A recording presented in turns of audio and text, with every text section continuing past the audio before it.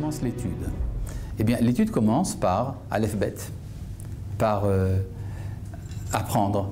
Aleph, c'est un mot araméen qui veut dire apprendre. Ulpan, Ulpan, un lieu d'étude. Et il y a un mot en hébreu pour l'étude, Lamed.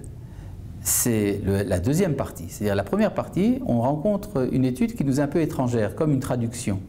Et puis après, ça devient quelque chose que l'on intègre. C'est-à-dire il faut savoir qu'avec l'habitude de l'étude, les choses sont intégrées. Une fois que quelque chose est intégré, on peut également l'enseigner. Pour l'enseigner, ça passe par la bouche.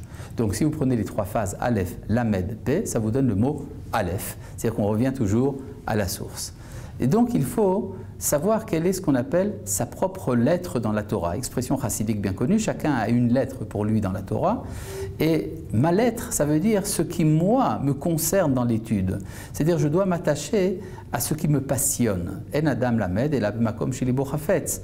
Et donc si quelqu'un, par exemple, est intéressé par la partie de droit pénal dans la Torah, eh bien ça sera son point de départ. Par contre, si quelqu'un est intéressé par les mystères de la création, eh bien ça sera là-bas son point de départ. Parce que de toute manière, toutes les parties de la Torah sont liées entre elles. Quand on approfondit profondément une partie de la Torah, eh bien finalement on découvre que les autres parties y sont liées et c'est ça qui nous porte à tout compléter. Donc c'est vrai qu'il est bon d'avoir un plan d'études, de dire voilà je commence par ça, je continue par ça. Mais ça c'est déjà bien connu, tout le monde sait très bien qu'il faut connaître tout le Tanakh avec les commentateurs, qu'il faut connaître tout la Mishnah et le Talmud avec ses commentateurs, et je parle du Grand Talmud de Jérusalem, et qu'il faut connaître tout l'ouvrage de Maïmonide, le Mishneh Torah, avec les commentateurs, ainsi que le Tour, le Bet Yosef, le Shulchan Aruch et les commentateurs. Tout cela va de soi.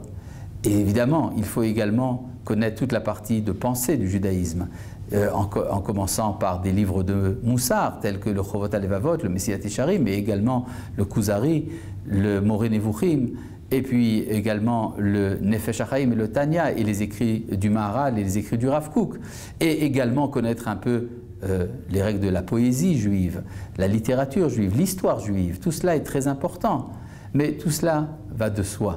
Or, si on fait un plan d'études sur quelque chose entre 8 et 10 ans, avec l'intention de faire le parcours entier de tout ce que je viens de vous citer, eh bien c'est tout à fait réalisable. En consacrant même 3 à 4 heures par jour pendant les 8 ans en question, on arrive à étudier l'ensemble de la Torah, à condition de ne pas trop approfondir le pilpoul. Le pilpoul peut être important de temps en temps pour aiguiser l'intelligence, mais ne vient pas à la place de l'étude.